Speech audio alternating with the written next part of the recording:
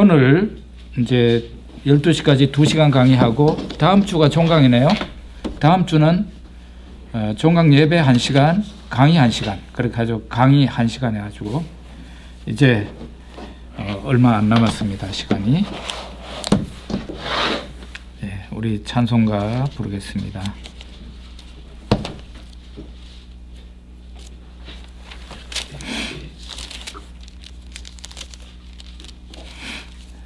(94장) 주 예수보다 더 귀한 것은 없네.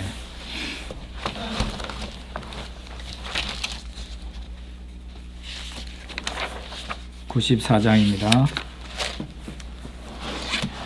주 예수보다 더 귀한 것은 없네. 세상 부귀와 바꿀 수 없네. 영죽을 내 대신 돌아가신 그 놀라운 사랑 잊지 못해. 세상 즐거움 다 버리고 세상 자랑 다 버렸네. 주 예수보다도 귀한 것은 없네. 예수밖에는 없네. 주 예수보다도 귀한 것은 없네. 이 세상 명예와 바꿀 수 없네. 이전에 즐기던 세상 일도 주 사랑하는 마음 뺏지 못해. 세상 즐거움 다 버리고 세상 자랑 다 버렸네. 주 예수보다도 귀한 것은 없네. 예수밖에는 없네. 주 예수보다도 귀한 것은 없네. 이 세상 행복과 바꿀 수 없네. 유혹과 핍박이 몰려와도 주 섬기는 내 맘 변치 않아. 세상 즐거움 다 버리고 세상 자랑 다 버렸네. 주 예수보다도 귀한 것은 없네. 예수밖에는 없네. 아멘. 우리 기도하겠습니다. 아버지 하나님 감사합니다. 목요일날 이 정해진 시간에 하나님 앞에 나와 또 함께 강의를 들으며 하나님 말씀을 듣는 귀한 시간 가지게 하심을 감사합니다. 성경에 보니 말씀이 흥왕할 때 나라가 새로워지고 나라가 복을 받고 사람이 복을 받는 걸 봤습니다. 하나님, 우리 안에 하나님의 귀한 말씀이 흥왕하여 세력을 더하게 하시고, 그래서 우리가 말씀 속에서 정말 하나님이 주시는 큰 은혜를 체험할 수 있게 은혜 베풀어 주시옵소서. 예수님 이름으로 기도드립니다. 아멘. 예, 성경 말씀 마태복음 24장 보겠습니다. 마태복음 24장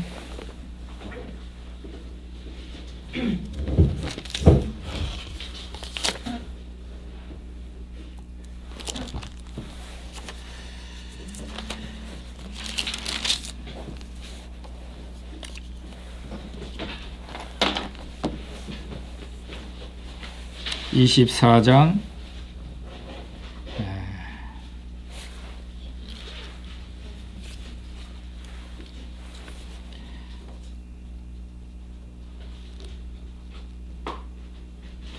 45절부터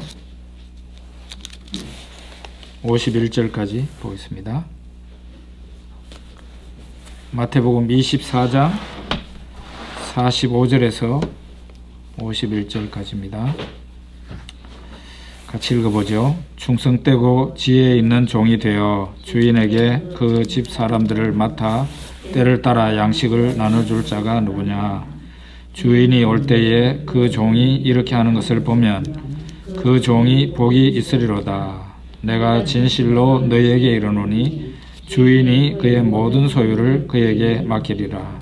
만일 그 악한 종이 마음에 생각하기를 주인이 드디어 오리라 하여 동료들을 때리며 술 친구들과 더불어 먹고 마시게 되면 생각하지 않은 날 알지 못하는 시각에 그 종의 주인이 이르러 엄히 때리고 외식하는 자가 받는 벌에 처하리니 거기서 슬피 울며 이를 갈리라. 아멘.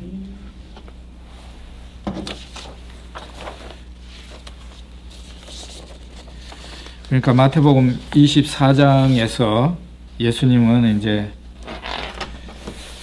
예수님 예루살렘의 멸망과 세상의 종말을 같이 겹치기 위해서 예언을 하세요.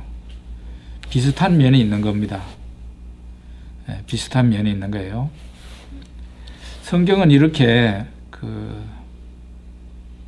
과거의 역사가 미래에 비슷한 형식으로 나타난다는 것을 많이 얘기하고 있는데 대표적인 게 노아 홍수죠. 노아 홍수로 인해서 전 지구상에 있는 사람들이 사람들과 동물들에게 멸망이 임했습니다.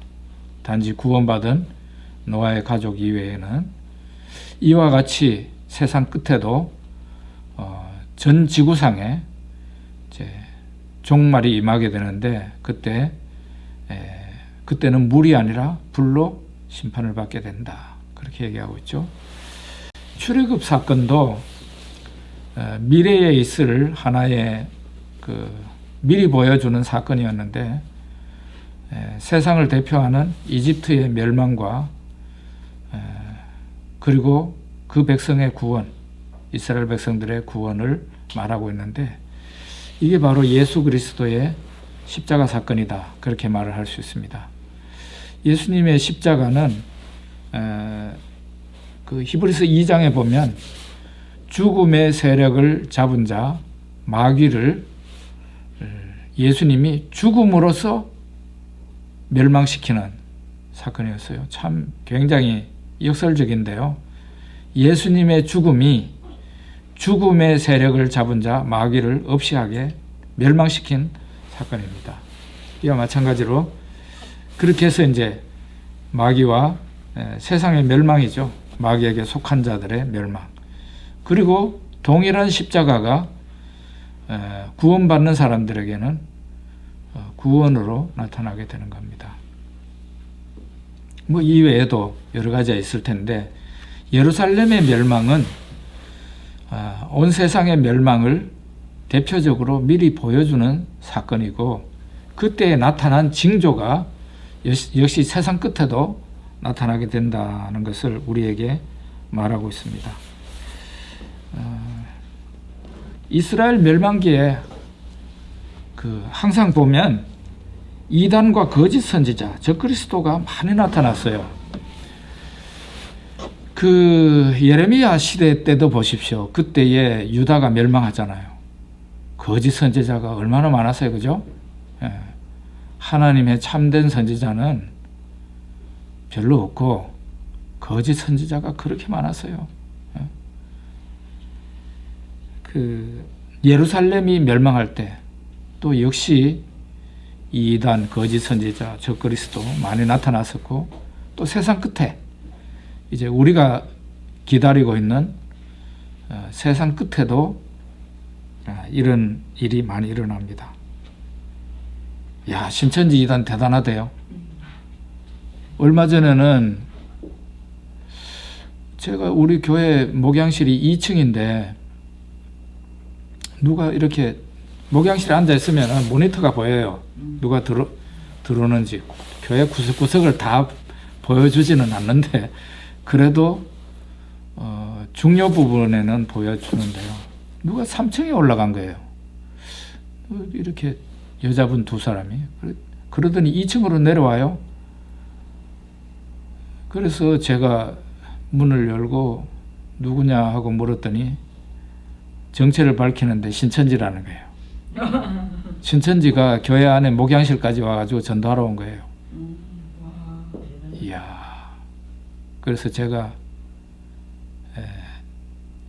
제 친구 그 이필찬 교수, 요한계시록 연구소 소장이죠. 그 친구가 그 펴낸 책을 제가 주고 여기 교회 함부로 들어오면 안 됩니다. 그래서 돌려보냈어요. 어제 이 사람들이 또 온 거예요. 그 전화를 입구에 신천지 이단은 들어오면은 법적인 조치를 하겠다 이런 식으로 붙여놨더니 전화를 한 거예요. 1층에서. 그래서 야, 제가 참 느끼는 게 이 거짓 복음을 가지고도 저렇게 열심을 내는데 참된 복음을 가지고 말하지 않는다면 그 자체가 죄다. 나만 소중한 것을 가지고 있는 거잖아요. 이게 진짜 소중한 거라고 믿는다면, 사람의 생명을 구원하는 거라고 믿는다면 상대방이 아무리 나한테 악담을 퍼부어도 재수 없다고 그래도 내가 말해줘야 되는 거거든. 그죠? 예, 신천지가 참, 이런 이단들이 이제 세상 끝에 많이 나타나게 되고 지금도 많이 나타납니다. 그 다음에 전쟁과 기근과 지진 이런 것도 뭐 통계에 의하면은 발생이 굉장히 자주 나는 걸로 그렇게 얘기를 합니다. 대구는 그래도 지난번 지진 날 때 조금 떨어져 있어서 좀 덜했죠. 저는 경주 지진 날 때 제가 있었고, 저하고 제 아내가 지하실에 차 파킹하는데 지진이 일어났거든요. 예, 굉장했습니다. 이게 차가요, 그 아파트 지하실에 차가 쭉 주차되어 있는데, 제가 주차를 해놓고 우리 장로님이 전화를 하셔가지고 제가 전화를 받고 있는, 차 안에서 전화를 받고 있는 상황이었는데, 차가 흔들리는데요. 이게 어느 정도였는가 하면은 차가 운동회 하는 것 같이 점프를 전부 다 일시에 그냥 점프를 했다가 떨어진 거예요. 야단났어요. 경보음 들리고 막 야단났어요. 그랬는데 또 포항에 제가 가서 있을 때 또 포항에서 또 지진 맞았어요. 이야, 정말 대단하더라고요. 이런 일이 말세에는 많이 일어나게 된다. 일어나는 이유가 뭐겠어요? 왜 일어나겠어요? 결국은 사람의 죄에 대한 하나님의 반응이에요. 하나님이 최후의 심판은 아니지만 사람의 죄에 대해서 하나님이 어떤 식으로든지 반응하는 거죠. 이 코로나도 우리는 그렇게 생각할 수밖에 없어요. 굉장히 조심스럽지만 판단하기가 어렵지만 이게 전염병이 돈다는 것은 구약 성경에도 보면 이스라엘 백성을 위한 하나님의 심판의 하나의 도구인데 이거는 전 지구상에 다 왔으니까 인간의 죄에 대한 하나님의 반응이라고 봐야 될 것 같습니다.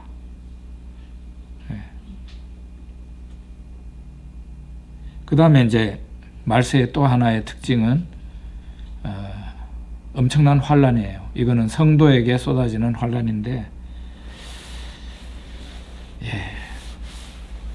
이 환란을 그 세대주의 신학을 이제 따르는 사람들은 7년 환란 때 성도들은 다 저 하늘나라 가서 휴거할 거기 때문에 안 받는다 그러는데 그거는 그 사람들의 의견이에요. 그 사람들이 보는 성경의 관점이에요. 세대주의 신학. 우리 합신이나 합동이나 고신이나 이게 신학교에서 가르치는 것은 세대주의 신학을 가르치지 않습니다. 그게 틀렸다고 그렇게 말을 하죠. 휴거는 없습니다. 휴거라는 것은 없고 단지 우리가 예수님이 재림하실 때 우리가 부활해서 예수님이 임하시는 저 하늘에 우리가 올라가서 예수님을 만나고 예수님과 같이 내려옵니다. 그건 휴거는 아닙니다. 그냥 마중 나가는 거죠. 마중 나가는 것. 성도의 환란이 없다고 하는 거는 그거는 거짓말이에요. 성도는 환란을 당하게 돼 있어요. 7년 환란이라고 하잖아요. 이 7년 환란을 문자적으로 종말 이전에 7년 전부터 7년 환란이 문자적으로 있다 이렇게 해석을 하는 분들도 계시는데요. 그거보다는 신약시대 전체를 완전수 7로 보고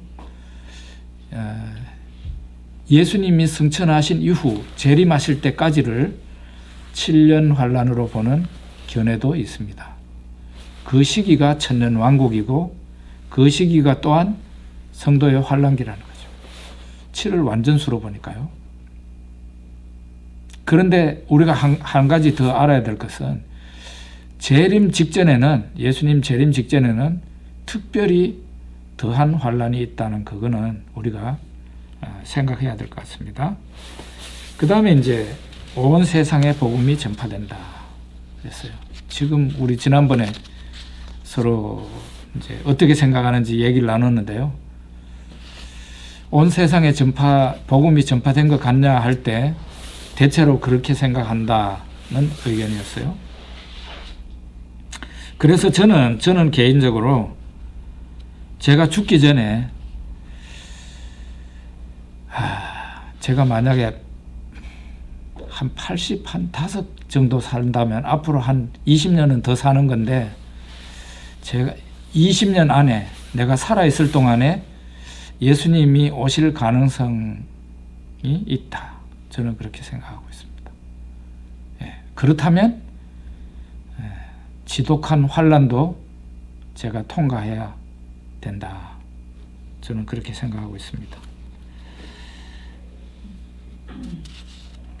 제가 아는 전도사님이 한 분 계시는데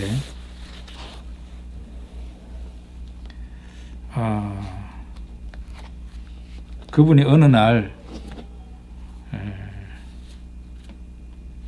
하나님께로부터 저에 대한 얘기를 들었답니다.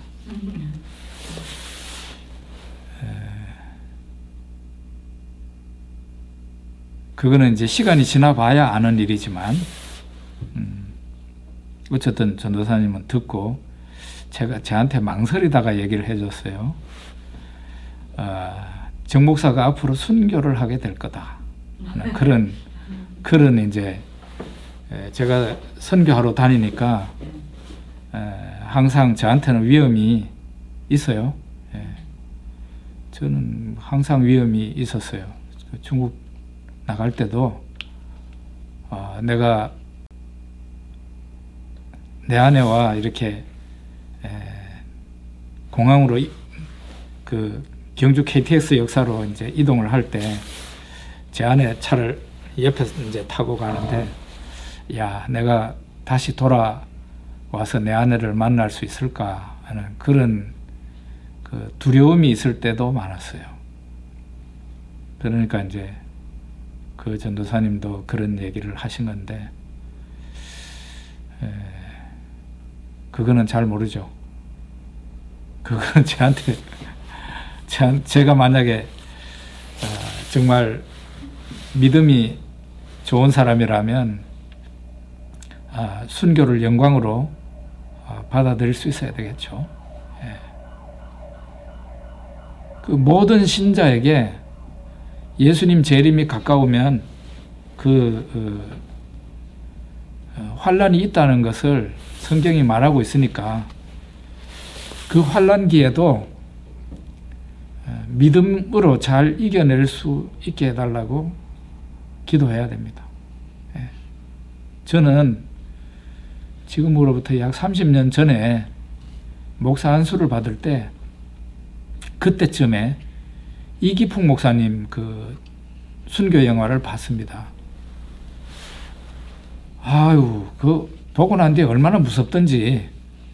그 일본 순사한테 고문당해서 나중에 결국은 감옥에서 나오지만 죽잖아요. 고문을 얼마나 당했는지. 고문당하는 걸 너무 리얼하게 그 영화를 찍어놨더라고요. 안 그래도 이제 좀 있으면 목사가 되는데, 목사 안수 받는데 하필 그 영화를 봤어요. 이 참. 그래서 저는 목사 안수 받을 때 별로 기쁘지 않았어요. 그냥 무섭기만 하고 초긴장 상태였어요. 야, 이건 내가 제명에 못 죽겠구나. 그런 생각이 드니까, 내가 진짜 제명에 못 죽는구나. 그 생각하니까 내 믿음은 아직 그 정도가 안 되는데 무서운 영화를 본 거죠. 그래서 참 오랫동안 제가 환난과 핍박 중에서 예수님을 부인하지 않고 예수님을 믿는다는 그 믿음을 비굴하게 포기하거나 그러지 않게 해달라고 기도를 오랫동안 했어요. 그리고 무섭지 않게 해달라고. 지금은 예전보다 나아진 믿음입니다. 하나님께서 다 감당할 능력을 주신다. 내가 순교당할 입장이 되면 하나님께서는 나에게 감당할 힘을 주실 것이다. 그런 믿음이 있어요. 모르죠, 뭐 어떤 일이 생길런지. 저는 일단은 그렇게 생각합니다. 저한테 순교의 순간이 온다면 하나님이 죄인한테 이렇게 하나님을 위해서, 예수님을 위해서 내 이 목숨을 제물로 바치는 이런 영광을 주십니까? 라고 기도하기를 원합니다. 그렇게 됐으면 좋겠습니다.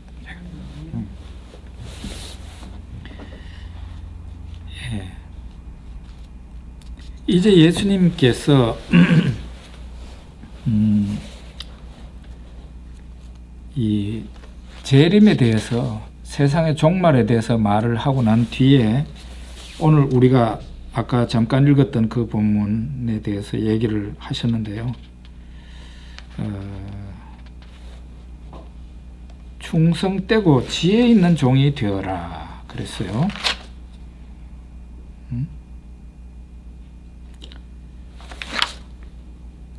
45절에 보면 44절, 45절 봅시다. 이러므로 너희도 준비하고 있으라. 생각하지 그 43절부터 봅시다. 너희도 아는 바니 만일 집주인이 도둑이 어느 시각에 올 줄을 알았더라면 깨어 있어 그 집을 뚫지 못하게 하였으리라. 이러므로 너희도 준비하고 있으라. 생각하지 않은 때에 인자가 오리라. 충성되고 지혜 있는 종이 되어 주인에게 그 집 사람들을 맡아 때를 따라 양식을 나눠줄 자가 누구냐.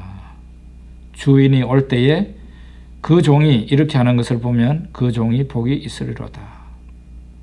예수님 재림하시는 날을 아무도 모른다 그랬어요. 심지어는 예수님 자신도 모른다 그랬으니까 그걸 알려고 하는 거는요, 사람이 아주 그 청개구리, 그 사람 말 안 듣는 자식하고 똑같은 사람이에요. 그 정도 얘기했으면 재림은 모르는 거구나, 내가 알려고 해서 날짜를 알려고 하면 안 되는 거구나, 그렇게 알아야 되죠. 안 그렇습니까? 근데 그걸 굳이 알겠다고 하는 거는, 그거는 악한 심령을 가진 자예요. 그건 신앙이 아닙니다. 알 수 있다고 하고 뭐 성경을 막 이리 풀고 저리 풀고 그러는데 그건 아주 나쁜 사람이에요. 예수님이 모른다 그랬으면 모르는 걸, 예수님도 모르고 천사도 모른다 했잖아요. 오직 아버지만 아신다 했으니까 그걸 알려고 하면 안 되는 겁니다. 알려고 하는 게 나쁜 거예요. 악한 자예요. 악한 자. 성경이 금지하고 있는 걸 왜 자기가 거기를 넘보려고 그러는 거예요? 예? 그렇잖아요. 그죠? 여기에 예수님은 깨어 있으라 그랬는데요. 깨어 있다고 하는 거는, 잠자는 거는 뭡니까? 잠이 들어 있다는 거는 누가 이렇게 들어오고 나오고 해도 내가 모르잖아요. 근데 깨어 있다는 것은 누가 들어오고 나오고, 이 집에 들어오고 나오고 하는 것을 깨어 있을 경우는 알게 되잖아요. 그러니까 예수님이 오신다는 것을 모르고 있는 사람과 예수님이 오신다는 것을 알고 있는 사람하고는 다른 거예요. 예수님이 오신다는 것을, 다시 오신다는 것을 알고 준비하는 거죠. 그렇게 하라는 거예요. 여기 충성되고 지혜 있는 종이 되어라. 두 개를 얘기했는데, 첫째로는 충성된 종이 되어야 되고, 두 번째로는 지혜 있는 종이 되어야 된다. 충성이라는 것은 예수님에게 충성하는 거예요. 어떤 사람입니까? 주인이 있든지 없든지 주인을 위해서 목숨 바쳐 헌신하는 겁니다. 왜 충성이 필요합니까? 예수님이 제자들 곁을 떠나기 때문에 예수님이 사람의 눈에서는 사라지게 된단 말이에요. 그죠? 하늘나라 가시니까. 그래서 충성이 필요한 거예요. 사람이 눈에 보이면은 충성하기 쉬운데 눈에 안 보이면은 충성하기가 힘들어요. 그래서 예수님은 충성, 그걸 얘기하는 거예요. 충성된 종이 되어라. 내가 너희들을 떠나고 난 뒤에 충성된 종이 되어라. 두 번째는 지혜로운 종이 되어라 하는 거는요, 지혜는 아무래도 나 자신에 관한 거예요. 충성은 예수님께 대한 것이라면 지혜는 나 자신에게 대한 거예요. 지혜롭지 못한 사람은 어떻게 됩니까? 자기가 손해볼 짓을 하고 자기에게 화가 당할 짓을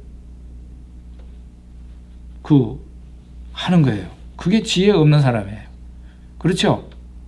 예. 여러분, 거기 우화에 그 개미와 배짱이 그 동화 있잖아요. 무더운 여름에 개미는 열심히 땀을 흘려가면서 일을 합니다. 겨울에, 이제 겨울이 닥친다는 거는 진리잖아요. 그죠? 겨울이 닥친다는 건 진리예요. 그래서 겨울에 겨울이 닥칠 거기 때문에 먹을 식량을 준비하는 겁니다. 근데 배짱이는 나무 그늘에서 노래를 부르면서 여름을 보냅니다. 일 안 합니다. 그 배짱이는 놀면서 개미를, 열심히 일하는 개미를, 무더운 여름에 땀을 흘리면서 일하는 개미를 보면서 한심하다고 바라보죠. 그렇지만 개미는 아랑곳하지 않고 열심히 겨울철 식량을 모읍니다. 그러다가 이제 질리니까, 겨울이 닥치는 건 질리니까 추운 겨울이 닥쳐왔습니다. 그러자 개미는 미리 준비한 양식이 있기 때문에 걱정 없이 지낼 수 있습니다. 그런데 여름에 나무 그늘에서 노래만 부르던 배짱이는 식량이 없죠. 그래서 나중에 개미에게 찾아가서 도움을 요청한다, 그런 얘기입니다. 지혜는 바로 뭡니까? 개미의 모습이죠. 개미의 모습이에요. 지금 현재는 아니고 조금 후면은 겨울이 온다는 것을 아는 거예요. 그러니까 예수님 재림을 앞두고 있는 우리는 언제라도 예수님이 오실 수 있기 때문에, 바로 오늘 저녁에라도 올 수 있기 때문에 그거를 만반의 준비를 하고 있는 거죠. 그게 바로 지혜로운 사람이에요. 그렇게 해야 나에게 재림이 보게 되죠. 아무 준비도 안 하고 있다가 예수님 재림이 닥쳤을 때 그거는 나에게 어마어마한 화가 오게 되고, 결국은 영원히 어두운 데 들어가서 이를 갈게 되는, 이게 그냥 내가 잠시 그냥 한 1, 2년 고생하고 다시 기회가 주어지는 그런 게 아니고, 심판은 영원한 거거든요. 내가 천국 가는 것도, 저 하늘나라에 이르는 것도 영원한 곳이고, 지옥도 영원한 곳이에요. 잠시 있다가 바뀌는 곳이 아니라고. 그러니까 순간의 실수가 영혼을 좌우하는 겁니다. 그래서 지혜로운 사람이 돼야 된다는 거죠. 첫째로 충성하고, 두 번째로는 지혜로운 사람이 돼야 된다. 그걸 얘기하기 위해서 여기 주인, 집주인이 그 멀리 가고 난 뒤에 집에 있는 청지기가 주인이 올 거를 생각해서 지혜롭게, 그리고 충성되게 그 집안 관리를 하고 종들 관리를 하고, 어리석은 사람은 어떻게 되죠? 술 먹고 종들 때리고, 그러다가 보니까 어느덧 주인이 와가지고 내 이놈 이렇게 하는 거죠. 그런 일이 벌어지지 않도록 해야 된다. 마태복음 24장에 예루살렘의 멸망과 세상의 종말을 말하면서 그 다음에 바로 이 종말에 대한 비유, 예수 재림과 관련된 비유를 4가지 하는데, 아까 이재근방 얘기했던 그 청지기, 종의 비유가 나오고요. 그 다음에 마태복음 25장에 3가지 비유가 나오는데, 역시 예수님의 재림과 종말과 관련한 그런 비유입니다. 마태복음 25장에 보면 열처녀의 비유가 나오고, 달란트의 비유가 나오고, 양과 염소의 비유, 이렇게 나오는데 공통점이 있고 다른 점이 있어요. 약간은 강조하는 점이 다릅니다.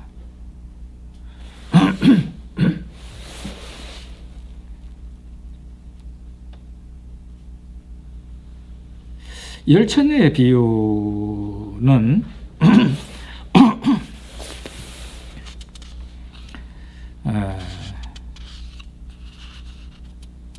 열처녀가 신랑을 기다리죠. 이것은 이제 유대인의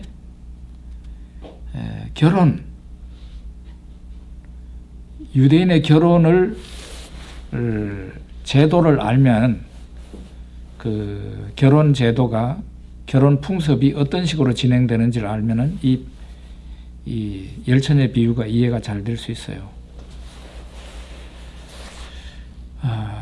유대인들은 일단 결혼을 하기 전에 절차가 있는데, 그건 뭔가 하면은 정혼이라는, 내가 누구와 좋아한다 해가지고 바로 결혼식을 올리는 게 아니고, 우리는 오늘날 그렇게 하지만 우리하고는 틀리게 유대인들은, 뭐 유대인뿐만 아니고 중국에도 상당히 많은 곳이 그러고 그러더라고요. 아랍 지역이나 이런 데 보면 정혼을 해요. 일단 우리나라 약혼하고 비슷하지만 그 틀립니다. 정혼도 이미 사실상 부부 관계입니다. 법적으로는 부부예요. 그러니까 예수님 그 마리아와 요셉이 정혼 상태에 있을 때 정혼을 했어요. 정혼한 마리아에게 천사 가브리엘이 옵니다. 와가지고 너에게 그 하나님의 영으로 하나님의 아들이 잉태된다고 얘기를 합니다. 정혼을 했지만 아직 결혼식은 하지 않은 거예요. 혼인 예식은 하지 않았어요. 그 유대인들은 그러면 정혼하고 왜 그걸 분리하는가? 정혼하면은 이제 그때부터 신랑이 살 집을 준비해야 됩니다. 살 집을 준비해야 되고, 그 다음에 지창금을 준비해야 됩니다. 지창금이라는 것은 신부를 사는 거나 마찬가지입니다. 물론 그 지창금이 돈 많은 사람은 아주 많은 걸로 지창금을 준비하겠죠. 그러나 가난한 사람은 금이 아닌 은으로 준비할 수도 있습니다. 어쨌든 이렇게 해서 혼인 예식을 할 수 있을 정도로 신랑이 준비를 하면 그 다음에는 날을 정해서 혼인 예식을 하게 됩니다. 그러니까 이 열처녀가 한 신랑을 기다립니다. 이거 일부 일처제에 어긋나는 거죠. 우리가 성경을 예수님의 그 비유를 볼 때 어떤 식으로 보느냐가 중요한데요. 어떤 목사님은 이렇게 해석하더라고요. 이 열처녀를 신부가 아닌 신부의 들러리로 보더라고요. 그렇게 보면은 합리성의 면에서 예를 들면은 신랑이 신부 하나와 결혼을 하는 거지 열처녀와 결혼하는 게 어딨냐 이렇게 생각을 할 때 그럴 수 있지만 예수님은 성경에 의하면 예수님이 우리의 남편 되실 분이잖아요. 그죠? 신랑이잖아요. 근데 교회는 뭡니까? 신부죠. 그렇게 볼 때 이 열처녀의 비유가 맞아 들어가요. 그렇게 본다면. 그런데 일부 일처제에 그걸로 본다면은 이 열처녀가 들러리여야 된다고 보이는 거죠. 근데 저는 이제 신부, 신랑을 기다리는 신부로 봐요. 그게 더 합리적으로 맞을 것 같습니다. 이 열처녀가 신랑을 기다리는데 혼인 예식에 들어가야만 되는데 어리석은 미련한 다섯 처녀는 들어가지를 못하고 슬기로운 다섯 처녀만 혼인 예식에 들어가게 됩니다. 여기 보면 미련한 다섯 처녀와 슬기로운 다섯 처녀가 있고요. 그런데 이 열처녀의 비유에서 예수님이 가장 강조하고 싶은 내용이 뭔가 궁금하죠? 무엇을 강조하고 싶은 건지.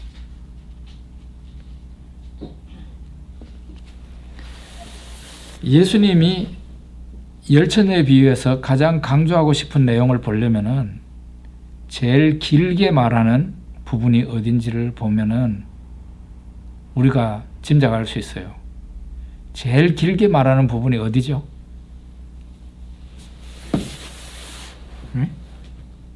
가장 길게 말하는 부분.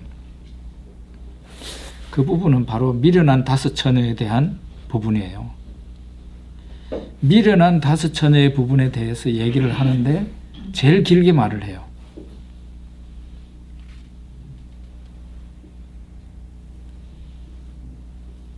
당시 등잔을 보신 적이 있습니까? 예수님 당시의 등잔, 등불. 진짜 작습니다. 예, 바로 그런 모양인데 우리나라 호롱불하고는 좀 틀립니다. 호롱불 써보셨어요? 예, 저 어릴 때 호롱불 썼습니다. 호롱불은 그 석유를 넣어놓으면은요, 하루 저녁은 거뜬하게 가죠. 예, 그 석유를 이렇게 붓는 그 용기가 제법 큽니다. 호롱불은. 그런데 그 예수님 당시 유대인들이 사용하던 그 등잔은요, 굉장히 작습니다. 여기 손바닥의 한 절반 정도? 그리고 통통하지 않아요. 그냥 납작해요. 그러니까 부피가 굉장히 적을 수밖에 없는데, 그걸 가지고 1시간 내지 2시간 쓰겠나 할 정도예요. 예, 그 정도밖에 안 돼요. 그거 많이 가도 한두 시간밖에 안 갈 것 같아요. 제가 볼 때는. 그러면 이런 경우에는 등잔만 가지고 있어야 될 게 아니고, 아무래도 시간이 걸린다고 생각이 들 때는 스페어 통을 가지고 있어요. 스페어 기름을 가지고 있어요, 통에. 이게 유대인들에게는 하나의 중요한 부분이었어요. 그런데 미련한 5처녀는 말하자면 등은 가지고 있었지만 스페어 기름은 안 가지고 있었던 사람들이에요. 그래서 어떻게 됩니까? 신랑이 밤늦게 오죠? 밤늦게 오면 어떻게 됩니까? 불을 켜고 기다려야 될 거 아니에요. 그런데 신랑이 막 오려고 그러니까 이제 막 기름이 다 돼가지고 불이 막 꺼져가네요. 그래서 슬기로운 5처녀한테 우리 기름 좀 빌려주세요. 내 등불이 꺼져갑니다. 그러니까 아이고, 내 거를 당신한테 나눠주면은 나도 부족하고 당신도 부족해집니다. 결국은 이게 뭘 말하는 거면, 구원은 자기 구원만 챙길 뿐이지 신자가 다른 사람 구원까지 챙겨줄 수는 없다. 최후의 심판 때는 그렇다는 거예요. 자기 믿음으로 자기가 구원받는 거지, 다른 사람 믿음으로, 내 믿음으로 다른 사람을 구원할 수는 없다. 그런 얘기죠. 어쨌든 이 미라는 5처녀는 결국은 혼인 예식에 들어가는 거 실패합니다. 실패해요. 자, 그러면은 무엇이 문제였습니까? 표면상 드러난 문제는 뭐예요? 이들이 스페어 기름을 준비하지 않은 거예요. 그게 표면적으로 드러난 이유예요. 자, 그러면 왜 그들이 스페어 기름을 준비하지 않았을까요? 그걸 생각해 봐야 된다고. 아니, 슬기로운 5처녀는 스페어 기름을 준비했는데 왜 이 사람들은 준비하지 않은 거예요? 예? 왜? 5처녀는 언제 오실지를 모르니까 스페어를 준비했고, 또 5처녀는 곧 오시겠지 생각을 하고 준비가 안 된 상태, 준비가 된 상태, 기다리고 있는 상태, 그런 거 아닐까요? 권사님 말씀하시는 걸 제가 정확하게 캐치가 안 되는데 이거는 기다림과 관련이 있어요. 그러니까 기다리는데 목사님 말씀하세요.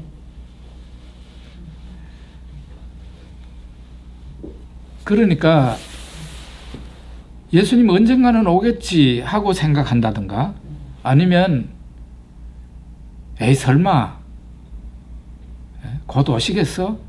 이런 생각을 하는 사람은 오늘 당장 스페어 기름을 준비하지 않을 가능성이 많죠. 그죠?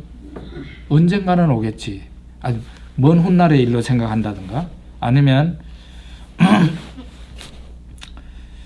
뭐 내 생전에 오시겠나 이런 생각을 하는 사람들, 이런 사람들은 스페어 기름통을 준비하는 데 있어서 소홀하고 방심하기 쉽다, 그런 얘기죠. 그런데 오늘 당장 올 수도 있다라고 생각을 하면 어떻게 되겠어요? 반드시 스페어 기름을 준비하겠죠. 네.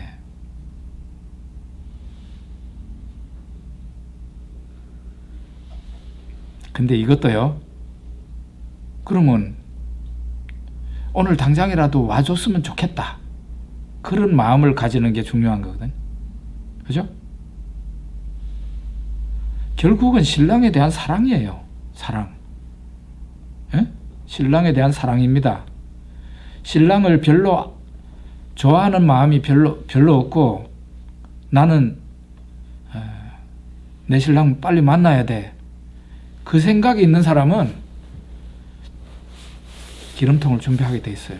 그런데 신랑에 대한 사랑이 완전히 희미해져 있다든가 아니면은 그냥 그런 생각이 별로 없는 사람은 준비하는 일에 소홀히 할 수밖에 없다. 그렇게 얘기할 수 있는 겁니다. 제 어릴 때 제가 초등학교 6학년 때부터 고3 때까지 제가 큰 집에 가서 학교를 다녔습니다.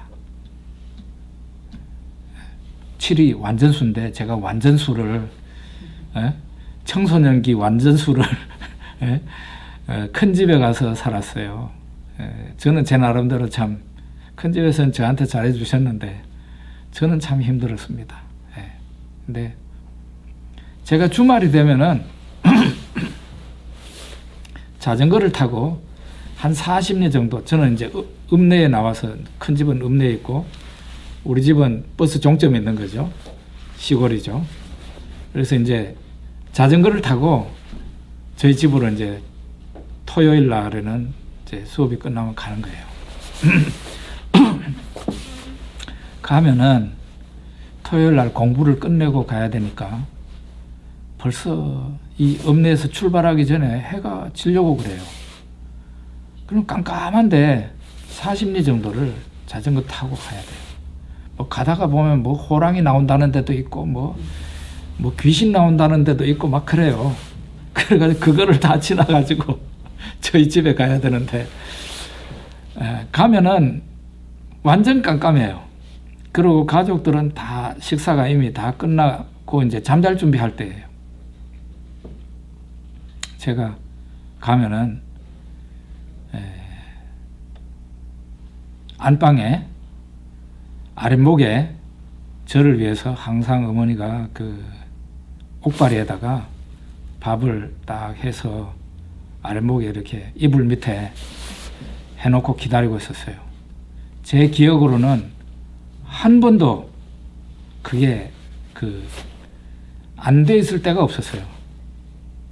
어머니는 토요일 날만 되면 제가 장남인데 장남을 기다린 겁니다.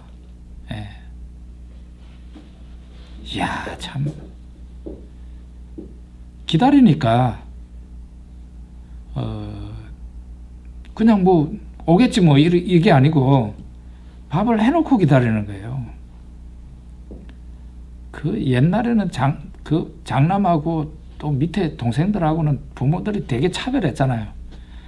저는 완전히 그냥 그 장남이라는 그 이유로 특급 대우를 받았습니다. 우리 집에서. 반찬이라도 하나 더 먹는 그런 사람이었어요. 참 경상도 집안에 그런 집안이었어요.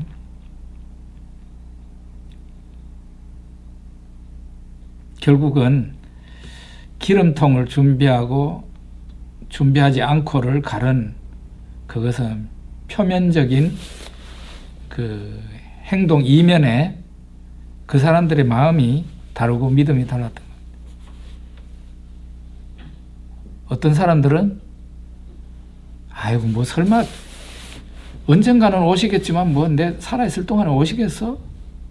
먼 훗날이겠지? 막연하게 생각한 사람들은 준비 안 하고 그러나 빨리 왔으면 좋겠다. 신랑이 빨리 왔으면 좋겠다 하는 사람은 오늘 저녁이라도 올 수 있다는 생각 때문에 스페아 기름통을 준비하는 거라고요. 이게 신자가 살아있는 신자와 그렇지 못한 신자를 가리는 중요한 요인입니다. 그러니까 우리가 이런 부분을 보면서 스스로 점검해야 돼요. 나는 예수님을 어떻게 생각하는가? 교리적으로만 믿습니까? 그렇다면 그게 죽은 정통이에요. 죽은 정통. 죽은 신앙이에요. 나 사도신경 다 외우고 그대로 믿습니다. 그래, 그러면은 믿습니다. 좋습니다. 간절히 기다리십니까? 예수님을 사랑하고 좋아하십니까? 그걸 묻는다면 정확하게 대답을 할 수 있어야 돼요. 제 경험에 의하면 교리적으로는 믿으나 예수님이 오신다는 것을 믿습니까? 그러면 믿죠. 그런데 예수님이 예수님을 사랑하십니까? 예수님을 끔찍하게 좋아하십니까? 아내가 남편을 좋아하듯이, 남편이 아내를 좋아하듯이 그렇게 좋아하십니까? 라고 묻는다면 옛날에요, 저는 안 그랬습니다. 그러나 지금 많이 좋아졌습니다. 지금은 분명히 옛날하고는 다릅니다. 저는 정말 예수님을 만나고 싶고 천국을 가고 싶습니다. 그렇게 바뀌어졌습니다. 그러니까 이런 것이 바로 열처녀의 비유에서 예수님이 우리에게 보여주는 거예요. 교리적으로 믿는 것만으로는 충분하지 않다는 것을 우리한테 보여주는 겁니다. 달란트의 비유까지 한번 이제 좀 봅시다. 달란트의 비유는 주인이 타국에 가면서 종들을 불러서 돈을 맡깁니다. 여기 달란트를 맡겼다 그러는 달란트는 고대 사회의 그 통용 화폐입니다. 달란트를 맡겼는데 어떤 종한테는 5달란트, 어떤 종한테는 2달란트, 어떤 종한테는 1달란트를 주었습니다. 주고는 이 달란트는 누구 겁니까? 종한테 줬지만 그거는 종의 재산이 아니에요. 이제 그걸 가지고 장사를 하든지 무슨 사업을 하든지 해가지고 남기고 나중에 내가 돌아왔을 때 그거를 내한테 줘야 된다, 반환해야 된다는 얘기예요. 그 옛날에 주인들이 다, 종이 다 그랬잖아요. 종은 자기 몸도 주인 거예요. 그러니까 이걸 가지고 달란트를 가지고 가서 잘 먹고 잘 살아라는 게 아니고 주인의 재산을 나눠주면서 너희들이 내가 다시 돌아올 때 내가 너희들에게 나누어준 그 돈을 가지고 열심히 장사를 하든지 사업을 해서 많이 남겨가지고 나한테 돌려다오 하는 거거든요. 근데 5달란트, 2달란트 받았는 사람은 그걸 잘했다 그랬어요. 칭찬받았습니다. 주인이 돌아왔죠. 이게 또 그 예수님 재림이 확실하게 있다는 걸 말하고 있는 거예요. 열처녀의 비유에서 신랑이 늦게지만 왔잖아요. 온 것처럼. 그 다음에 이 달란트의 비유에서도 주인이 달란트를 나눠주고 난 뒤에 타국에 갔지만 다시 돌아왔다고. 돌아와가지고 내가 했는 거 좀 꺼내봐라. 보여다오. 다시 돌려다오. 이렇게 하잖아요. 예수님 재림이 이렇게 있다는 걸 우리한테 보여주는 겁니다. 근데 여기 1달란트 받은 사람이 주인에게 받은 그 돈을, 달란트를 수건에 싸서 땅에 묻어뒀다가 주인한테 끄집어내서 줍니다. 그랬더니 주인이 종한테 악하고 게으른 종아, 이렇게 말합니다. 악하고 게으른 종아. 참 이 부분을 보면요, 이 종이 떼먹은 게 아니잖아요. 이 종이 그 1달란트를 가지고 도망친 것도 아니고 그냥 그 1달란트 가지고 허랑방탕하게 산 것도 아니고 그걸 가지고 있다가, 가만히 가지고 있다가 그걸 끄집어 1달란트를 고스란히 돌려준 건데, 우리 현대인들이 볼 때는 뭐 이렇게까지 말할 거 있겠나 할 정도로 주인이 반응합니다. 악하고 게으른 종아, 이렇게 말합니다.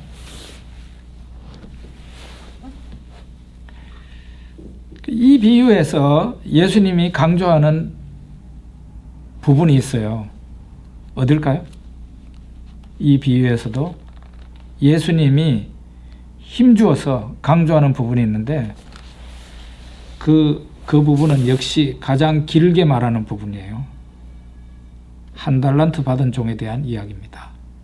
그 부분이 제일 길어요. 예수님이 하신 말씀 가운데. 결국은 예수님께서 이 비유를 통해서 가르치려고 하는 것은 너희들은 제자들에게 이제 유언적인 말을 하신 거거든요. 이 고난주간에 예수님이 하신 말씀이에요. 비유입니다. 유언적인 말씀이라고요.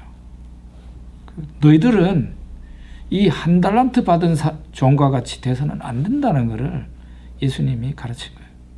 아까 열처녀의 비유에서는 예수님이 제자들에게 너희들은 이 미련한 5처녀와 같이 되지 말아라. 그게 가장 강조하는 부분이고, 이 달란트에 비유에서도 너희는 한 달란트 받은 종과 같은 그런 악하고 게으른 종이 돼서는 안 된다. 그거를 가르치기 위한 것이에요. 한 달란트 받은 종이 어땠습니까? 24절 25절에 보면 읽어봅시다. 한 달란트 받았던 자는 와서 이르되 주인이여 당신은 굳은 사람이라 심지 않은 데서 거두고 해치지 않은 데서 모으는 줄을 내가 알았으므로 두려워하여 나가서 당신의 한 달란트를 땅에 감추어 두었었나이다. 보소서 당신의 것을 가지셨나이다. 이 한 달란트 받은 종이 그 한 달란트를 땅에 파묻어 두었다가 다시 끄집어내서 주인한테 준 이유를 말을 하는데, 당신은 굳은 사람이라 이런 말을 합니다. 네? 당신은 굳은 사람이라. 굳은 사람이란 무슨 말이에요? 앞뒤 콱콱 막힌 사람입니다. 고집이 센 사람이고 지멋대로 하는 사람이다, 이런 뜻이죠. 심지 않은 데서 거두고 해치지 않은 데서 모으는 줄로 압니다. 이 사람이 주인을 이렇게 하는 거죠. 씨도 뿌리지 않았는데 거기 가서 추수하려고 하는 사람. 얼마나 황당한 사람이에요. 그죠? 응? 아니, 곡식을 파종을 하고 난 뒤에 거기에서 뭘 거두려고 해야 되지. 곡식 파종도 하지 않으면서 거기 와가지고 추수를 하려고 하는 이런 얼토당토 안 한 사람이 당신입니다. 이렇게 얘기한 거죠. 얼마나 주인을 잘못 알고 있습니까? 그죠? 이 종은요, 주인의 인격을 신뢰하지 못한 사람이에요. 주인의 인격을 신뢰하지 못한 사람. 주인을 잘 믿지 못한 사람이라는 거예요. 주인을 제대로 믿어야 주인이 시키는 일을 하죠. 그죠? 주인을 신뢰해야 주인이 시키는 일을 할 수 있지 않습니까? 그런데 주인을 못 믿었으니까 이 사람은 나가서 주인을 못 믿으니까 와가지고 또 내가 뭐 잘못했다고 그러고 막 나를 이상한 식으로 몰아가면 어떻게 하겠노? 이런 생각을 한 거죠. 결국은 인격적으로 주인을 신뢰하지 못한 것이 불충의 원인입니다. 불충의 원인. 이 부분에서 가르치고 있는 것은 예수님이 제자들에게 너희가 나를 제대로 알아야 되고 너희가 나를 제대로 신뢰해야 된다. 그래야 내가 너희들에게 분부한 명령을 잘 수행할 수 있을 것이다. 그리고 칭찬을 받을 수 있을 것이다. 그런 얘기예요.